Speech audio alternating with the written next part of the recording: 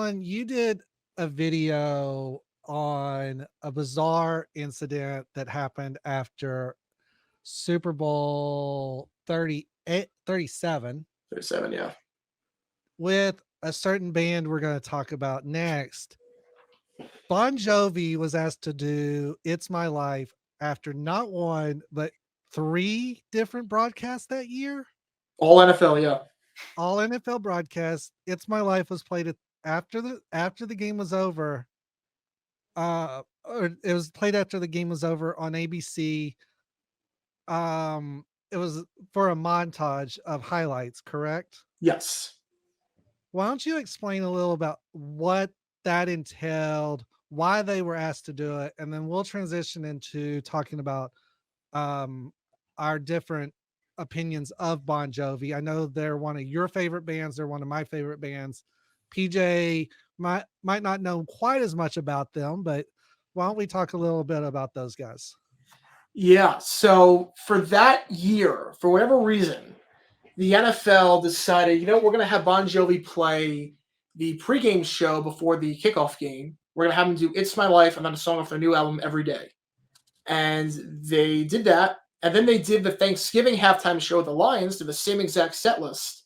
And then they did the Super Bowl after that with the same exact set list. So it made no sense because the goal for any network is for you to stay tuned in. That's the goal for any network is the lead out program after the game. Yeah, the lead out program is like one of the most viewed non-NFL broadcasts of the entire year. You have to nail that lead out program. And the longer you have a post-game show, the less and less eyeballs going to be on the lead out program because more people are going to be turning off their TV. They're going to be leaving the parties by that point. Retired, man, after drinking and smoking. Yeah. Especially when you have East Coast, that it didn't end until late. Yeah, because there were a lot of turnovers second, a lot of scoring. Yeah. So usually a post-game show is about 30 minutes because they do the trophy ceremony and everything. This one was like 45 minutes. And it already ended late. So the lead-out program, it was not a great game. So the lead-out program aired 45, Elias aired like 45 minutes after kickoff or after the game ended. And it was like the lowest rated lead-out program ever. Hence, it was never done again. Never done again. Never done again. They never did a post-game concert afterwards. I think a post-game concert would work if it was actually like production levels of a halftime show or if it was a new artist and not, okay, if you're an NFL fan, you care about the post-game show, you want to see the trophy ceremony, but you've seen Bon Jovi do this over and over again. You don't even see him do it again. It's the same thing. It's almost like you could do it if you treated it as your lead-out show. Right. And it's not like for certain artists, the performances are different. Like Lady Gaga can do the same song 3 different times. And 3 different ways. 3 different performances, 3 different ways. I mean, we saw that with Shallow at the Grammys versus how she did at the Oscars. Bon Jovi, it's Bon Jovi. You're getting the same thing every time. Like you're not getting choreography. You're not getting like guitar solo. Yep. It's the same exact thing. So I don't know what they were thinking. And then they also, I need to find the footage of it, but they also did a magic trick with Penn and Teller afterwards. I need to get the footage of that. I cannot find the footage anywhere of that, but apparently there was a magic trick after that they also did in that post-game show, just to make it as long as possible without ever getting to the lead-up program. Yeah. When did you get into Bon Jovi? Oh man. I mean, I grew up in New York. So when you grow up Long Island around that Jersey area, you are a Bon Jovi fan the moment you're born. I would say I got into them probably around 2007, 2008. I mean, You Get a Little Bad Name is one of my all-time favorite songs. It was always like one of my go-tos. And I saw them live for the first time. I've seen them live 3 times, but I saw them live for the first time in May of 2010. It was the first set of shows, the first set of events at MetLife Stadium when that opened up. And they played for 3 hours there, and I became a fan for life. I mean, I was already a huge fan. But I became a fan for life at that point. For me, I'd have to say Slippery When Wet album was probably when I got introduced to them. But It's My Life probably is what made me realize, hey, these guys aren't done. And, everything from, You Give Love a Bad Name to even their newer stuff. I love the song that John wrote during the pandemic. That's a good one. Yeah. I love You Can't Who Says You Can't Go Home, especially the version with Jennifer Nettles. And they've always been able to crank out these hits, and the album that Who Says You Can't Go Home on, with the red cover with the smirk, smiley face. I think that's probably my favorite album of theirs. Second, only very closely followed by Slippery When Wet.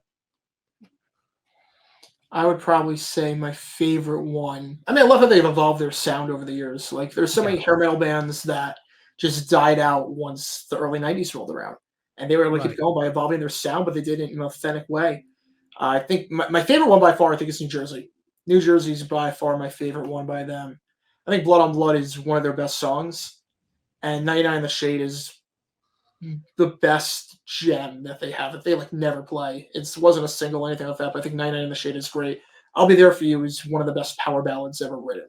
Yeah, One of the best I hair metal agree with ballads ever written.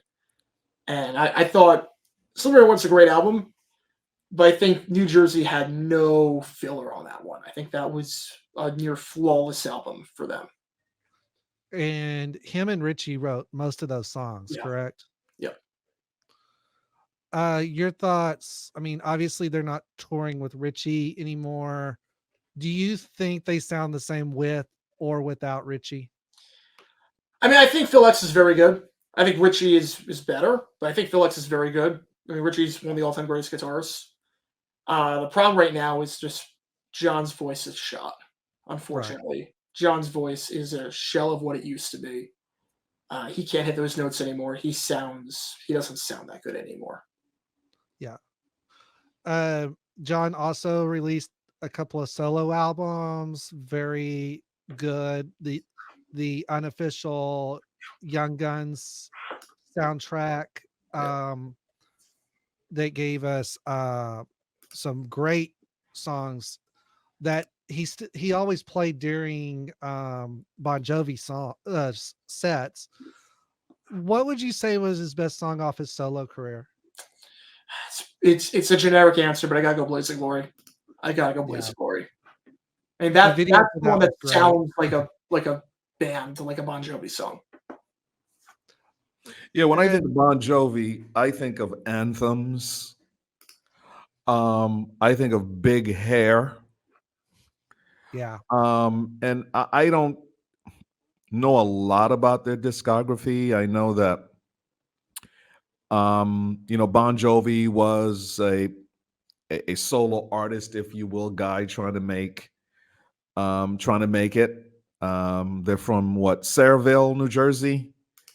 They got together in '83, and obviously got their name from the lead singer. I would have loved to have. Do you guys know if there's a rockumentary on them? I believe there is, and I may have seen it once. There's a Um, behind the music with on that aired a while ago. It was like an hour okay, long VH1 thing yeah, on them. yeah, and I'm sure I've seen.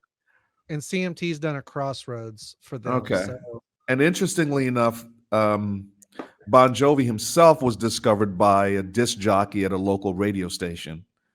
Um, yeah, back when DJs had some kind of power and influence. Before I heard Uh, radio, yeah. right. Before your iHeart channel, came along, Yeah. And then he yeah, brought on, of course, Richie on guitar, Alec on bass, Tico Torres on drums. So and for me, it was just when I hear Bon Jovi, when I heard them back in the day, to me, they were, I mean, this was 84, right? 83, right, 84. These guys were what the antithesis, is that the right word, of what I was listening to at the time. But it really grabbed me, the big sound, the right. anthems. is what really grabbed me. Um, so Slippery When Wet came out when 84. 86. Yeah. Yeah, I think 86 was the first single that got released. So Bon Jovi came out in 84, I think it was. Yeah, because Okay. they released 2 albums before. Then they got Desperate 86. Child. They didn't have a whole lot of success. I mean, Runaway was a big hit, but And Slippery When Wet was kind of the album that did it for them, right? yeah, because they got Desperate Child to write a lot of the songs, help them out, and from there they took off. Living on a Prayer. And obviously the cover created a lot of controversy, the original cover. Mhm. And I think that's, controversy drives sales. So I think there's a lot of people out there that might have got lucky and got the original, but most people have the edited version that's just basically asphalt. So Colin, you've seen these guys live on stage. I know that they are known for their live performances. I mean, did they rock your world? They were great. That was one of the first real concerts I've been to in my life, and they were amazing. And I saw them at the Garden a few years after that, and I saw them play in North Carolina a few years after that. They were very good all 3 times.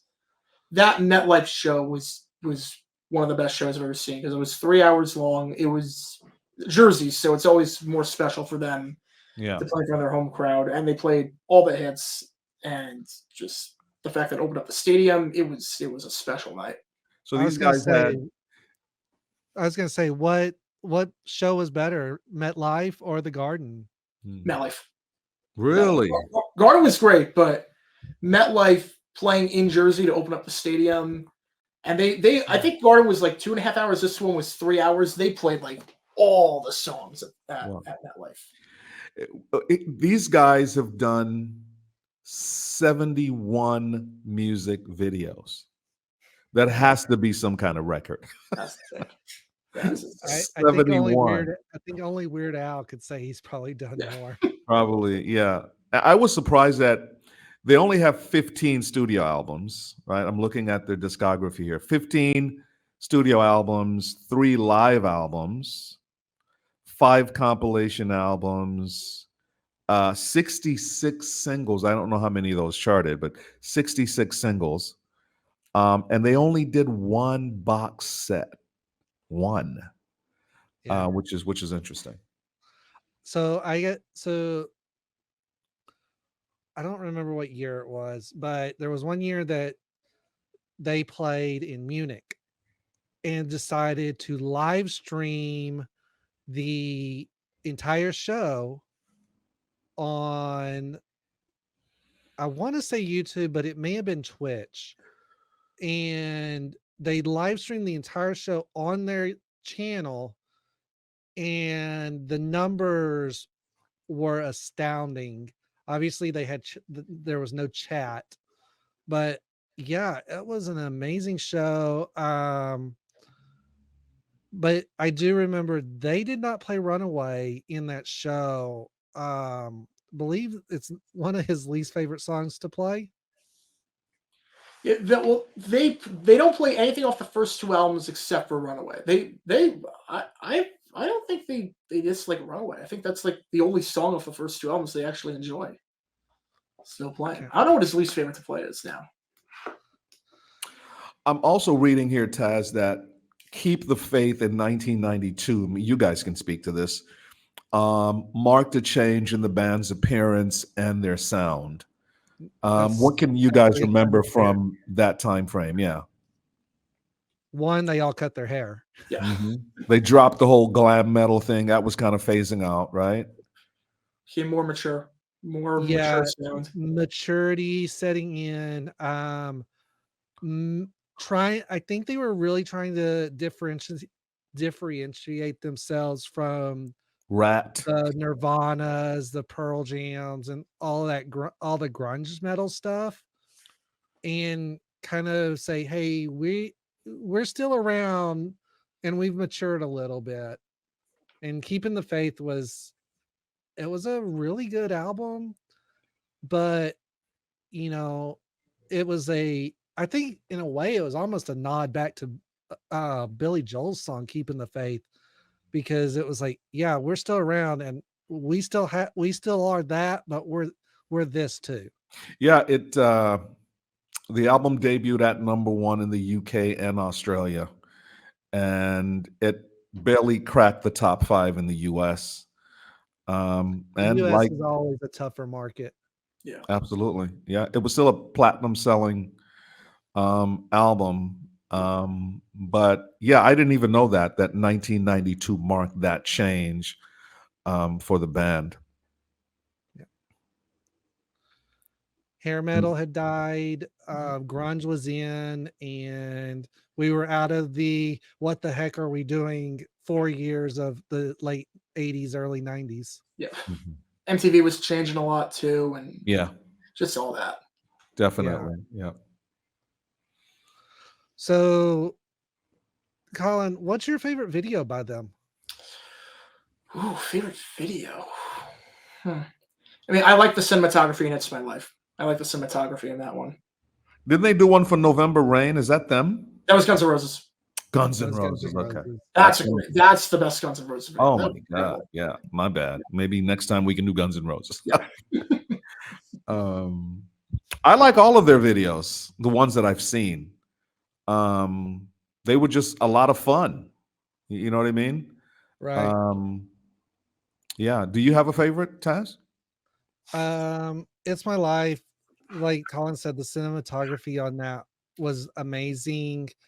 And it was one of those that you just knew that they took the effort to make sure that looked exactly how they wanted it. Um, so many of their videos were live videos that it was really weird. When they didn't do a live video, you know, you think about it, You Give Love a Bad Name, the um I'm blanking on titles, Living on Prayer but was a video. Yeah. Living on a Prayer was a live video. Yeah, so much of their early stuff was live videos. One, they're cheap to make, obviously.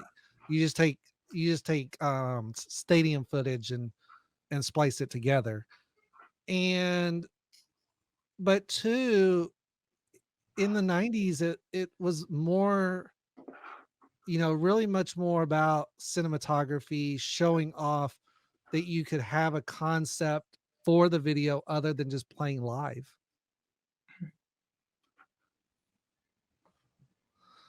Yeah, great videos. At the time, I wasn't listening to a lot of that kind of stuff, but again, MTV just broadened my horizons, and I thank Right. MTV for that.